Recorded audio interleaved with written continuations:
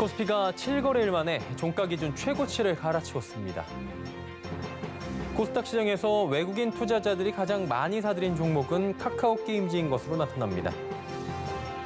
유통업계의 전망이 3분기에도 상승세를 나타내며 경기 회복 기대감이 높아지고 있습니다. 내일부터 법정 최고금리 연 24%에서 20%로 낮아집니다. 센 경제라이브 시작합니다.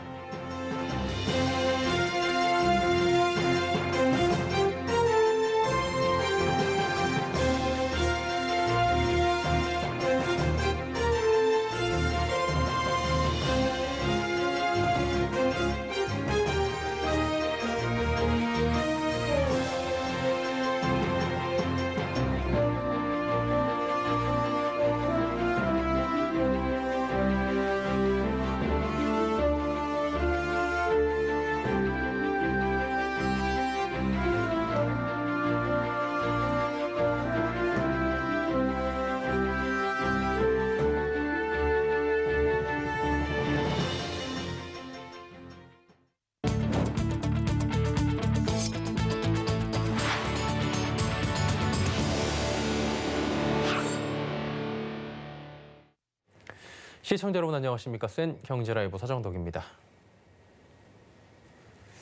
코스피가 7거래일 만에 사상 최고치를 경신했습니다. 오늘 코스피는 전일 대비 12포인트 오른 3,305.21포인트의 거래를 마감했습니다.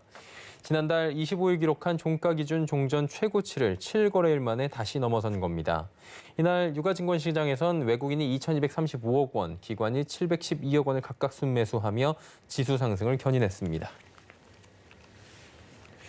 코스닥 지수가 오늘은 쉬어갔지만 6거래일 연속 상승세를 이어갔고 3일 연속 연고점 경신이라는 새로운 역사를 썼습니다. 코스닥 상승 랠리는 외국인이 주도하고 있는 것으로 나타났는데요. 서청석 기자가 전해드립니다. 오늘 코스닥 지수는 전날보다 0.23% 내린 1044.96포인트의 거래를 마치며 6거래일 연속 상승세를 멈췄습니다. 전날보다 소폭 하락했지만 그동안 상승분에 비하면 미미한 수준입니다. 코스닥 지수는 전날 1047.33포인트로 거래를 마쳤습니다. 지난 6월 28일부터 6거래일 연속 상승했고 7월 1일 연중 최고치를 새로 쓴 이후 3일 연속 최고치를 경신했습니다. 특히 코스닥은 2000년 3월 닷컴 버블 때 2800선을 기록한 이후 급격히 추락하기 시작해 2000년 9월 6일 이후 1050선을 넘은 적이 없습니다. 전날 기록한 코스닥 종가는 닷컴 버블을 제외하면 무려 21년 만에 달성한 고점입니다. 코스닥의 상승 랠리를 주도한 것은 외국인으로 외국인은 지난달 28일부터 전날까지 3,032억 원을 순매수했습니다. 같은 기간 개인과 기관은 각각 2,272억 원, 1,109억 원을 순매도하며 외국인과는 다른 행보를 보였습니다. 이 기간 외국인이 가장 주목한 종목은 카카오게임즈였습니다. 카카오게임즈는 신작 게임 오딘 흥행에 힘입어 한 주 만에 38% 이상 급등했습니다. 이어 에코프로비엠이 외국인 순매수 2위를 기록했고 네이처셀, PI 첨단 소재 등이 뒤를 이었습니다. 반면 외국인이 가장 많이 매도한 종목은 시젠, 셀트리온 헬스케어, JYP, 실리콘웍스 등이었습니다. 서울경제TV 서청석입니다. 코로나19로 침체됐던 경기가 본격적으로 기지개를 켜는 모습입니다. 우리 생활과 가장 밀접한 소매 유통업계 전망이 2분기에 이어 3분기에도 상승세를 나타냈다고 하는데요. 문다혜 기자입니다. 소매 유통업계가 2분기에 이어 3분기도 회복세를 나타내고 있습니다. 대한상공회의소가 발표한 3분기 소매 유통업 경기 전망 지수는 106. 100 이상이면 지난 분기보다 다음 분기 경기를 긍정적으로 보는 기업이 많다는 뜻입니다. 가장 전망이 좋은 분야는 온라인. 온라인 쇼핑의 경기 전망 지수는 115로 업태 중 가장 높은 수치를 보였습니다. 백신 접종 확대에 따른 대면 소비 확산에도 불구하고 온라인 소비가 일상의 한 축으로 이미 자리를 잡았다는 분석이 나옵니다. 대면 경기 회복은 백화점이 주도하고 있는 분위기입니다. 백화점 지수는 2분기 96에서 3분기 107로 올라 가장 큰 상승폭을 보였습니다. 보복 소비로 인한 명품 등 고가 상품 매출이 늘고 있는 데다 홈코노미 시대가 오면서 가구 가전 매출이 증가하고 있기 때문입니다. 하반기 코로나 백신 접종 확대로 소비 심리가 점차 나아질 것으로 기대됩니다만 최근 변이 바이러스 증가를 감안할 때 긴장감을 늦추면 안 될 것입니다. 방역 조치를 철저히 준수하면서 달라진 소비 트렌드에 맞게 지속적으로 비즈니스 모델을 혁신해 나가는 것이 매우 중요합니다. 체감 경기 회복에 따라 기업들도 하나둘 준비에 나섰습니다. 응답 기업의 71.1%가 코로나 이후 경영 환경 변화에 맞춰 대응책을 강구했으며 대응책으로는 프로모션 강화와 온라인 사업 강화, 비용 절감, 상품 다양화 등을 꼽았습니다. 서울경제TV 문다입니다. 내일부터 법정 최고 금리가 연 24%에서 20%로 내려갑니다. 금융위원회는 대부업자와 여신금융기관에서 돈을 빌리거나 기업 간 10만 원 이상을 빌릴 때 적용되는 최고 금리를 연 20%로 인하한다고 밝혔습니다. 저축은행과 캐피탈, 카드사는 기존 대출 이용자에게도 자율적으로 인하된 금리를 적용키로 했습니다. 앞으로 최고 금리를 초과해 이자를 받은 금융사와 대부업자 등은 3년 이하의 징역 또는 3천만 원 이하의 벌금을 부과받게 될 전망입니다. 서울과 기타 지역에서는 외지인의 지방 아파트 매수가 증가하고 있습니다. 부동산 전문 리서치 업체 리얼투데이가 한국부동산원의 매입자 거주지별 아파트 매매 거래 현황을 분석한 결과 올 1월부터 5월까지 외지인의 지방 아파트 매수는 37,279건이 이뤄진 것으로 집계됩니다. 전년 같은 기간과 비교해 21.37% 증가한 수치입니다. 업계에선 지방 아파트 매매 거래 증가 원인으로 수도권 대비 상대적으로 집값이 저렴하고 부동산 규제의 영향 또한 적기 때문으로 분석하고 있습니다. 실제 5월 기준 지방의 평균 아파트 매매 가격은 수도권의 42.17% 수준인 2억 5,173만 원에 불과한 것으로 조사됩니다.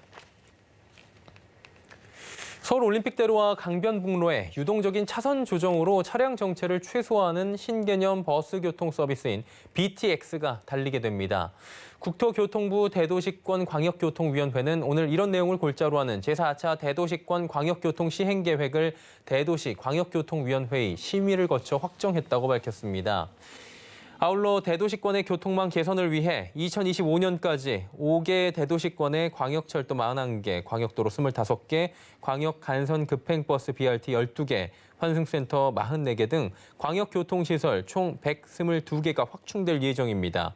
또 인천 2호선 안양 연장, 서울 6호선 구리 남양주 연장, 서울 2호선 청라 연장, 별내선 의정부 연장, 서울 5호선 김포 검단 연장 등이 추가 검토 사업 대상으로 지정됐습니다.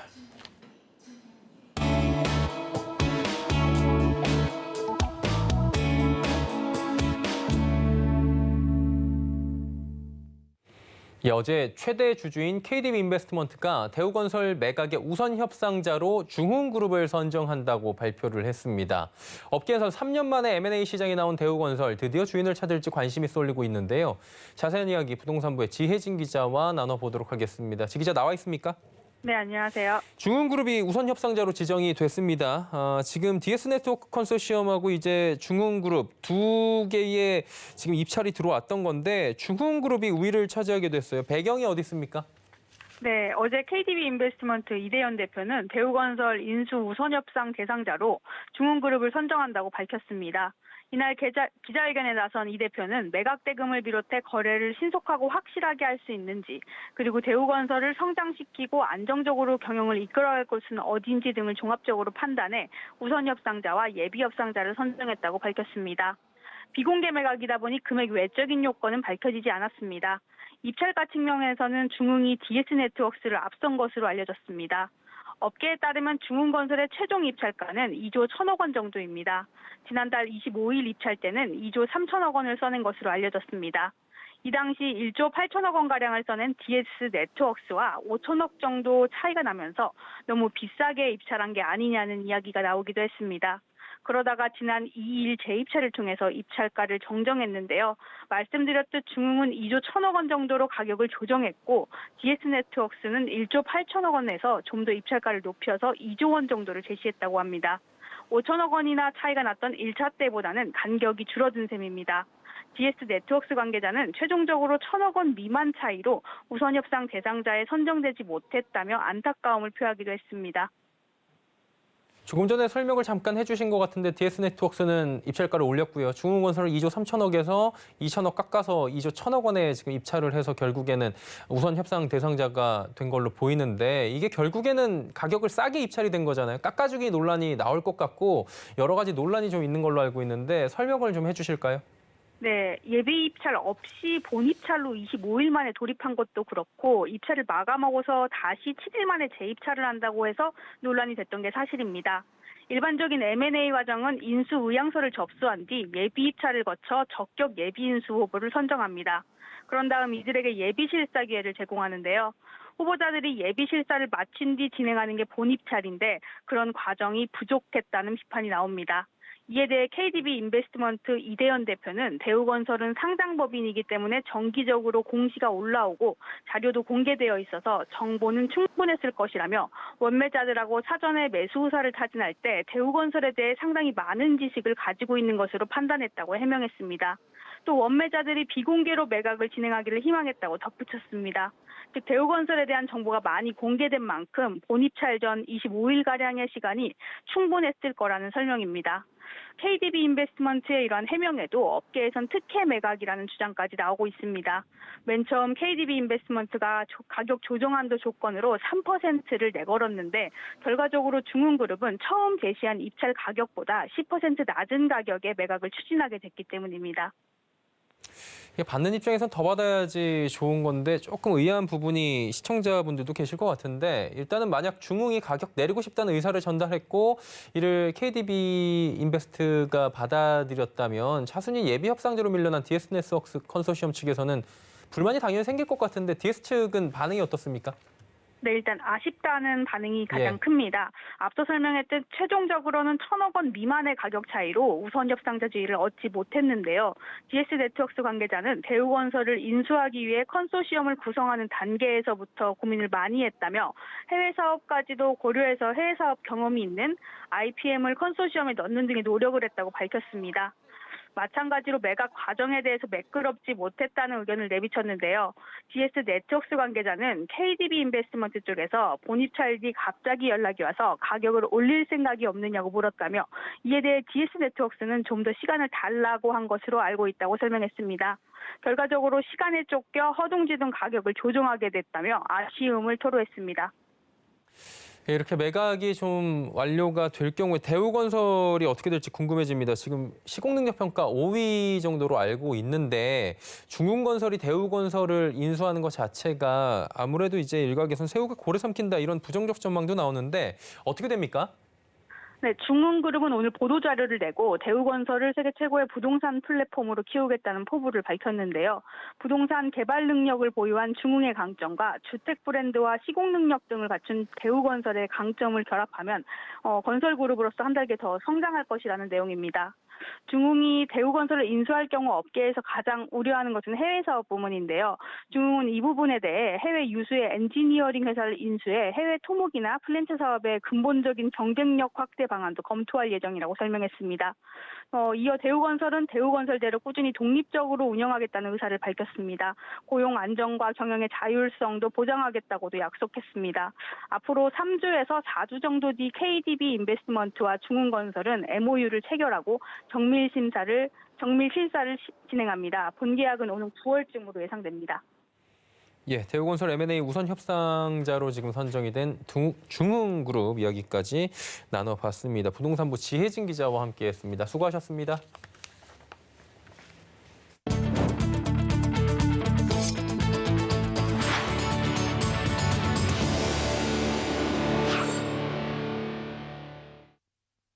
미국의 개인 투자자들이 지난달 뉴욕 증시에서 천문학적인 돈을 쏟아부은 것으로 나타납니다. 월스트리트저널에 따르면 미국 개인 투자자들은 지난 6월 한 달 동안 총 280억 달러, 우리 돈 약 31조 7천억 원 상당의 주식과 상장지수 펀드 ETF를 순매수했다고 밝혔습니다. 개인 투자자들의 투자 열풍에 힘입어 스탠다드 푸어스 500 지수는 올 들어서만 36차례 종가 기준 최고치의 기록을 갈아치웠습니다. 파주시가 민선 7기 역점 사업이었던 메디컬 클러스터 조성 사업에 박차를 가하고 있습니다. 아주대학병원을 비롯한 국립암센터, 혁신의료연구센터 유치는 물론이고 일자리 만여 개가 창출될 것으로 기대되는데요. 설석윤 기자입니다. 파주시가 오랜 수건 사업인 대학병원과 혁신의료연구단지를 건립하는 파주 메디컬 클러스터 조성을 본격화하고 있습니다. 파주 메디컬 클러스터는 민선 7기 역점 사업으로 파주시 서패동 일대 46만 제곱미터 규모의 대단지 의료복합센터로 구성될 예정입니다. 이를 위해 파주시는 지난해 6월 국립암센터와 혁신의료연구센터 조성 협약을 체결하고 같은 해 8월 아주대학교와 대학병원 건립을 위해 손을 잡았습니다. 국립암센터 혁신의료연구센터는 약 7만 제곱미터 규모로 조성돼 200여 개 이상의 의료 바이오 기업을 유치하는 등 공동연구 협업체로 구축됩니다. 아주대학병원은 500병상 이상 규모로 건립돼 통일을 대비한 남북평화 의료의 선도적 역할과 메디컬 클러스터 내 임상연구의 중추적 역할을 담당할 예정입니다. 파주시는 클러스터 인근 생활권 조성과 인프라 확충 등 새로운 자족도시가 탄생할 것으로 기대하고 있습니다. 또 시민들에게 고품격 의료 서비스를 제공함은 물론 풍부한 일자리 창출 등 수도권 서북부 최고의 의료 바이오 집적 단지로 조성하겠다는 계획입니다. 파주 메디컬 클러스터는 기존 바이오 센터와의 전략적 한계와 차이를 극복하기 위해서 로드맵을 갖고 약 1만 개의 일자리를 직접 창출할 계획입니다. 파주 메디컬 클러스터는 올해 연말까지 지구 지정 및 개발 계획을 승인받아 2022년까지 실시 계획 인가를 완료해 2024년 준공할 계획입니다.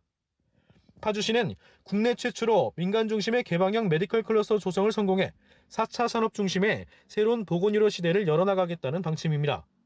서울경제TV 설석영입니다. 100여 개의 기업이 입주 가능한 파주 파평산업단지가 오늘 첫 삽을 떴습니다. 파평산업단지는 준공되면 7천억 원의 생산 유발 효과와 3천 명의 고용 창출이 가능할 것으로 기대되는데요. 윤다희 기자입니다. 중소기업 중앙회는 파평산업단지 개발과 오늘 파주에 위치한 파평산업단지 사업 부지에서 착공식을 열었습니다. 지난 2007년부터 계획해 이날 첫 삽을 뜬 파평산업단지는 총 60만 6,060제곱미터 규모로 조성됩니다. 총 100여 개 기업이 입주 가능하며 대상 업종은 전자부품, 전기기계, 가구, 의료 분야의 제조업과 물류창고 등입니다. 파주 지역은 남부 경협의 교두보로 개성공단에서 생산 불가능한 제품을 파주에서 생산할 수 있는 전략물자의 배후 산단입니다. 따라서 파평산업단지는 남북 교류 관문에 위치해 통일시대의 전초기지 역할을 할 것이란 기대가 나옵니다. 향후 개성공단과 손발을 맞춰서 융복합 산업단지가 될 것으로 기대하고 앞으로 남북 경협의 물꼬가 트거나 통일이 된다면 북한으로 진출하려는 중소기업의 전초기지 역할을 아주 톡톡히 할 것. 인근 파주 LCD 산업단지와도 연계해 시너지 효과를 낼 것으로 기대됩니다. 파평산업단지는 중소기업이 쉽게 입주할 수 있도록 인근 산업단지 분양 가격의 절반 수준인 3.3제곱미터당 95만 원에 분양할 계획입니다. 준공은 오는 2023년 12월 예정입니다. 서울경제TV 윤다입니다.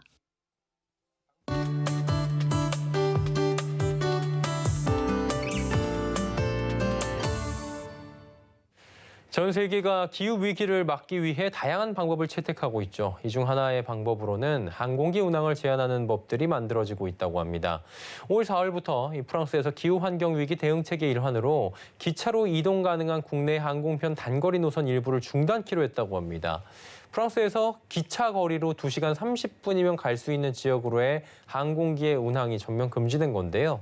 자, 이런 법률을 만든 것은 바로 항공기가 엄청나게 많은 온실가스를 내뿜기 때문이라고 합니다. 그래서 오늘은 항공기와 온실가스에 대한 이야기해 보도록 하겠습니다. K웨더의 반기성 센터장과 함께합니다. 어서 오세요. 네, 안녕하세요. 네, 프랑스가 앞장서네요. 단거리 항공기 운항 금지를 한다고 하는데 이게 어떻게 만들어진 겁니까? 지금 이제 뭐 워낙 기후 위기가 심각해지다 보니까 더 이렇게 이제 기후 위기를 갖다 극복하기 위해서 다양한 방법들이 나오고 있는 것이죠. 이번 저 프랑스의 항공기 운항법은 원래 대통령 산하 기후위원회가 4시간 이하의 대책 직행 열차가 존재하는, 그러니까 기차로 4시간 가는 거리, 거기 안에 있는 항공편들 중단을 다 권고를 했습니다. 그러나 이제 코로나19로 심각한 타격을 입었던 항공업계의 강력한 반대로 2시간 30분으로 줄어든 것이죠. 예. 당시 이제 법률을 제안했던 프랑스 소비자협회는 열차는 저렴하다. 또 손실 시간도 비행기 비해서 40분 내로 크지 않다. 그리고 비행기는 승객 1인당 평균 77배 많은 이산화탄소를 배출한다는 것이에요. 예. 지금 코로나19 전염병은 기존의 사회 환경 위기를 악화시키고 있는데 팬데믹 이후의 건강 위기에 도전에 맞서기 위해서는 항공기 운항법이 필요하다라고 주장을 한 것이죠. 그래서 2020년에 프랑스 행정부는 국내 노선 일부를 중단한다는 조건으로 에어프랑스에게 약 9조 3,600억 원을 대출해 준 적이 있었고요. 에어프랑스는 올해 말까지 프랑스 국내 노선수를 40% 감축하겠다고 약속하기도 했습니다. 예. 항공기가 이산화탄소 배출량이 엄청나다라고 항의하면서 요트로 대서양 횡단했던 스웨덴 16살짜리도 있지 않았습니까? 아, 그렇죠. 2019년이었죠. 예. 유엔에서 열렸던 세계 기후 정상회의에 참석했던 그 스웨덴의 어린 환경운동가 툰베리죠. 예. 이 툰베리 양이 지구촌의 심각한 기후변화 문제의 심각성을 알리기 위해서 화장실도 없는 소형 요트로 2주일 걸리는 북대서양 횡단을 했죠. 당시 툰베리는 항공이나 유람선 등 배기가스를 대량으로 배출하는 교통수단으로 이동하는 것을 피하기 위해서 친환경 요트로 대서양을 횡단을 했는데요. 이 요트는 태양광 발전을 위한 패널, 또 탄소를 배출하지 않고 전력을 생산하는 수중 터빈을 갖추고 있어서 자동 조타 장치 등 선내에 장착된 설비를 구동하는 데 필요한 전기를 자체적으로 생산하는 요트이죠. 툰베리는 비행기를 타지 않음으로써 탄소 배출을 줄일 수 있을 뿐만 아니라 주변 사람들에게 정말 기후위기가 실제적인 사안이라는 메시지도 줄 수 있을 것이라고 말도 했는데요. 비행기가 이산화탄소를 가장 많이 배출하는 교통수단이다 보니까 프랑스의 세계적인 석학이었죠. 피케트 교수는 탄소를 줄이는 방법 중에 항공기 좌석에 세금을 매기자 이런 방안을 제시하기도 했습니다. 예. 그는 비즈니스 클래스의 좌석에는 180유로, 이코노미 클래스의 좌석에는 20유로의 세금을 더 붙이자는 거예요. 그럼 이 세금만으로도 매년 1,500억 유로의 재원이 만들어지고 그 돈으로는 기후위기를 막는 자금을 만들자. 이런 제안을 하기도 했었습니다. 다양한 방법들이 지금 나오고 있네요. 가장 그 탄소 줄이기 위한 정책을 많이 채택하고 있는 게 유럽연합이라고 하는데 프랑스는 헌법에 기후변화라는 단어를 명시했습니까? 아, 네, 그렇습니다. 프랑스가 헌법 1조에 예. 기후변화, 환경보호 의무 명문화를 하기로 결정을 했죠. 프랑스는 생물 다양성과 환경보호를 보장하고 기후변화에 맞서 싸운다. 이런 조항입니다. 바로 이 조항인데 이게 예. 국회 비준을 통과를 했죠. 프랑스 국회는 일명 기후와 회복력법이 논의 중으로 헌법적 선언을 넘어서 실제 관련 법제 강화에 나서고 있는데요.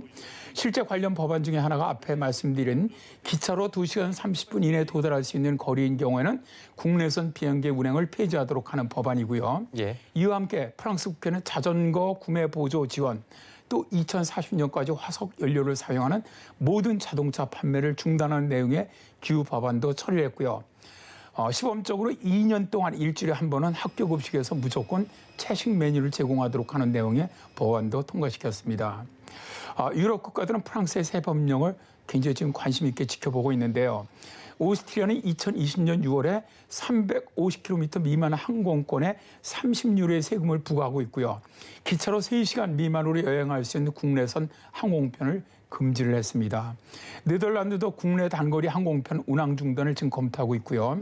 최근 스웨덴 정부가 스웨덴에서 셋째로 큰 공항을 폐쇄하기로 결정을 했는데요. 이 공항은 국내선 위주의 공항으로 2019년에 230만 명을 수송했던 공항이기도 합니다. 예. 스웨덴이 이 공항을 없애고 주택 부지로 다 바꾸겠다 이렇게 선언했는데요.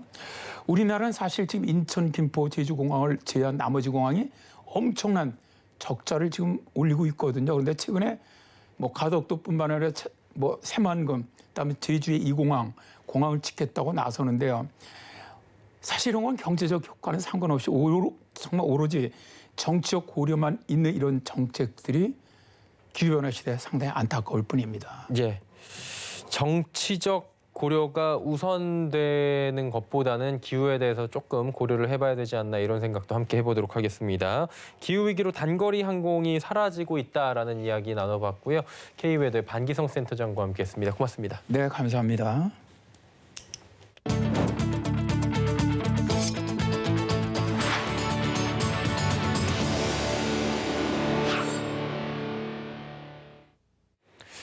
센 경제 라이브 저희가 준비한 소식은 여기까지입니다. 편안한 저녁 시간 보내시길 바랍니다. 고맙습니다.